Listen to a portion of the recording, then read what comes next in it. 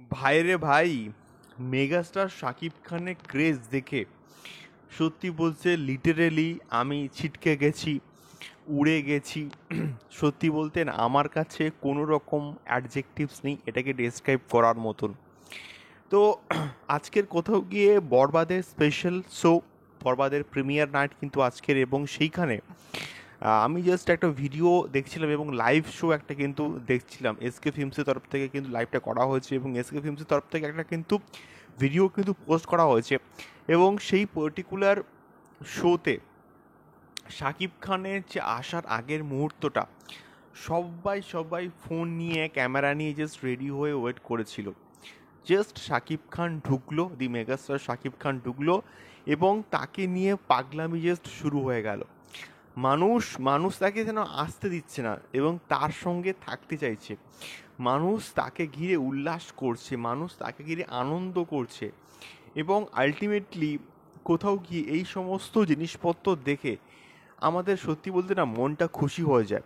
তার কারণটা হচ্ছে এই রকম ক্রেজ, মানে এই রকম মেগাস্টার বাংলাতে আর কখনো তৈরি হবে বলে আমার তো অ্যাটলিস্ট মনে হচ্ছে না। One and only and last megastar of Dhallywood industry, সেটা দি মেগাস্টার শাকিব খান, এটাকে নিয়ে তো কোনো রকম সন্দেহ নেই।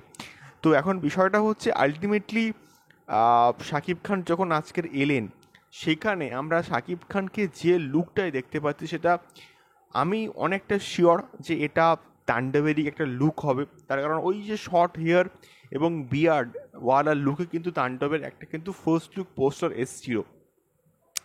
তো আলটিমেটলি আমরা বলতে বলতে পারি যে আহ, বরবাদের প্রিমিয়ার শোতে তাণ্ডব লুকে ধরা দিল দি মেগাস্টার শাকিব খান। তো এটা এখন আমরা কিন্তু কোথাও গিয়ে বলতে পারি।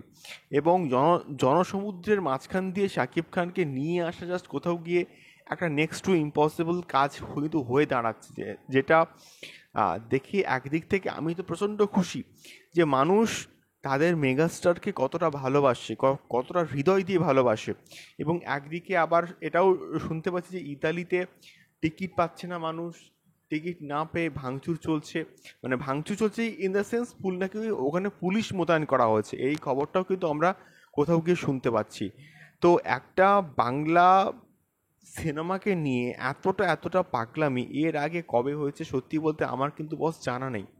হয়তো এর আগে হয়েছে, বাট এই লেভেলে হয়নি যে লেভেলটা এখন দি মেগাস্টার শাকিব খানকে নিয়ে হচ্ছে। তো এটা ভালো দিক, এটা বাংলা সিনেমার উন্নতির জন্য কোথাও গিয়ে প্রচণ্ড ভালো একটা দিক বলে তো আমি তো অ্যাটলিস্ট মনে করি।